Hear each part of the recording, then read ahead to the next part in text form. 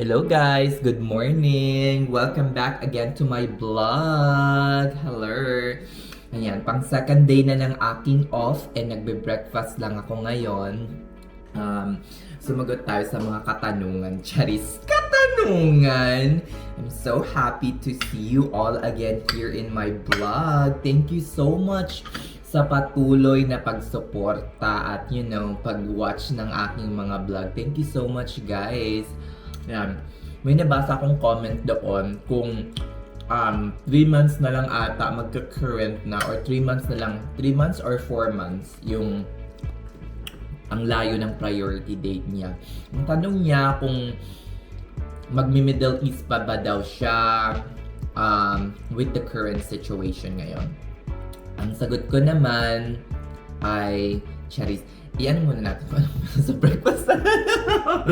Charis, usually kapag nagbe-breakfast ako, meron na ako ditong eggs, nalilagyan ko ng Chick-fil-A sauce, meron akong wheat multigrain bread na one slice, tapos meron ako ditong isang malaking avocado na ko lang, slice ko lang dito sa side.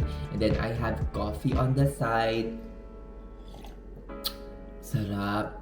This is a Bali coconut coffee na binili ko sa nung nagpunta ako ng Bali. Ay, I miss Bali. Nakakaloka. Hopefully makabalik tayo ng Bali very soon. Ay, nakakamiss magbakasyon, maglublob sa swimming pool, eme. I miss that. Yun yung pinaka-na-miss ko. Anyway, yon. 3 months or 4 months na lang ata yung agwat niya. Definitely yes. Sa takbo ng priority date ngayon, malabong makaalis ka within the year. Kahit 4 months or 5 months lang yung agwat na yan. Kasi first, mag-Middle East ka kung meron kang mahanap na 1 year much better. Kasi mahaba-haba pa tong Kalbaryo, hindi naman Kalbaryo or Antayan. Maski 6 months na lang yung agwa. Magtrabaho kayo, i-hone ninyo yung skills ninyo dahil kasi it will all be worth it. Ganyan nga ako, pahinga lang ng pahinga. Charis. Yeah. Tomorrow will be my last off. Mag-duty ako sa weekend and then 3 days off na naman. Nakakaloka, di ba?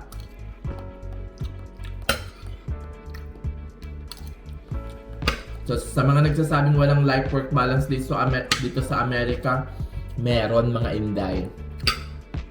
Kapag di ka nag-OT, diba?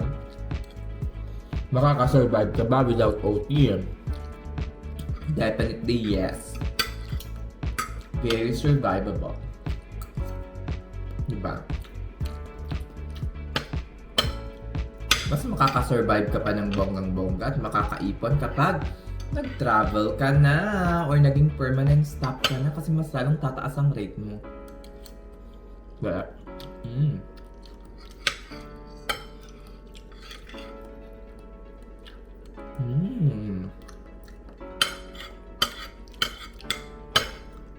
sarap.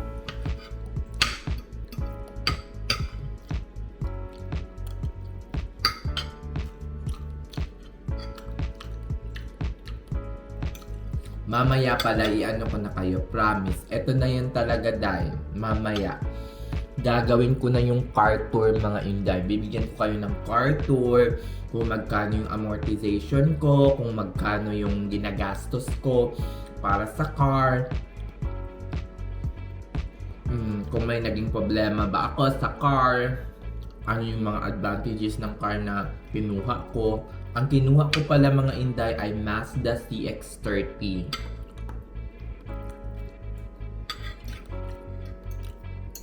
So, sasabihin ko yan lahat mamaya.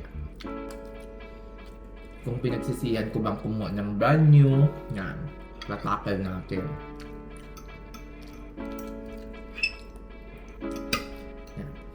Late na ako nagising, mga 12 or 11:30 na.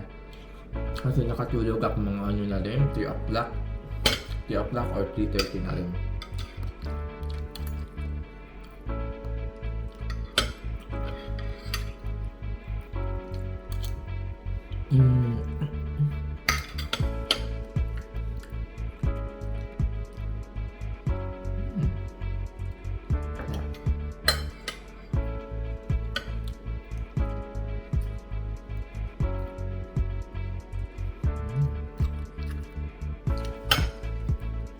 Lagi ako may avocado kasi ano to.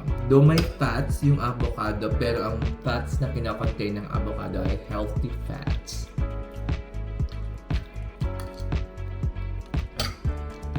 Hindi siya yung fats na good cholesterol, good fats ata. Hindi siya yung fats na nagko-cause ng disease sa atin.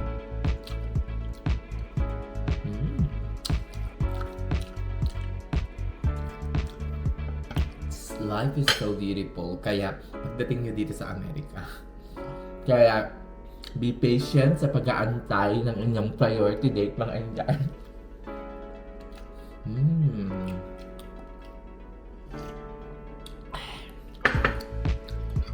Lalo na pag marunong kayong magtiis at mag-budget. Pero kung puro kayo kasosyalan, at puro kayo pa-impress, ako dyan, bale.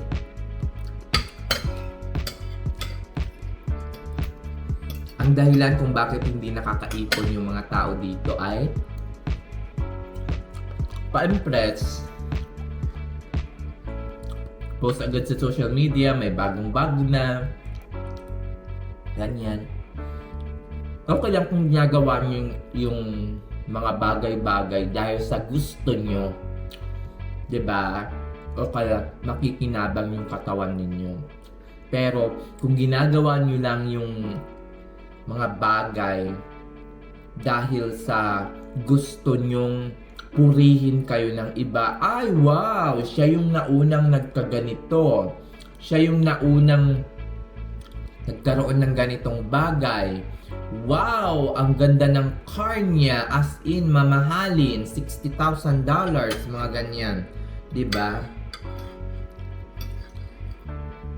Para lang purihin, ako dahil hindi talaga kayo makakaipon.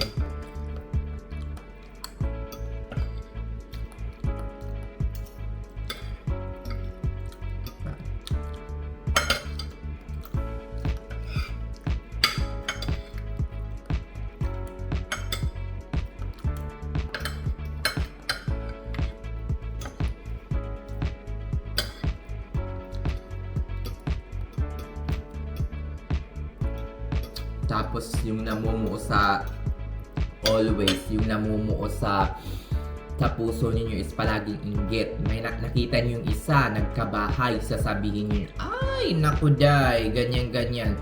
Maging masaya na lang kayo para sa kanya, ay gusto niya magkabahay eh. O kaya, yung isa, na bumili ng kotse na worth 45,000 or 50,000, hindi na lang maging happy. Parang, may pera siya. Kaya niya nabili yun. Ikaw, wala. Diba? Ay, ang daming nagastos, ganyan-ganyan. Diba? Huwag ganon. Maging masaya na lang para sa iba. Kasi, baka yung sinasabi mong maluho, yun pa yung mas angat kesa sa'yo pagdating sa investment at saka sa ipon. Diba? May mga ganun. Sometimes, kung sino pa yung nakikita mong parating gumagastos, parating nagwawalwal, bumibili ng bahay, bumibili ng ganito, magandang sasakyan, mga magagandang furniture, sila pa yung may pera kesa sa'yo. Diba? Kung sino pa yung kuripot at dukha, sila yung hindi makaangat-angat. Diba? Sila yung mga wala, empty yung pocket, empty yung laman ng bank account. Kaya wag masyadong judgmental.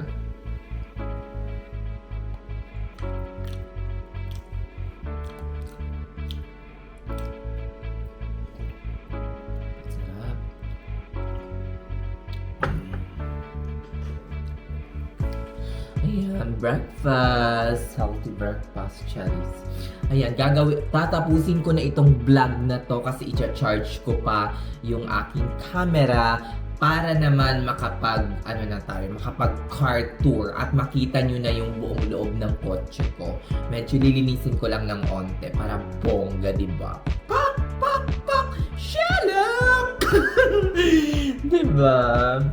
Sige na mga Inday, babush na. See you later. Bye on my next vlog.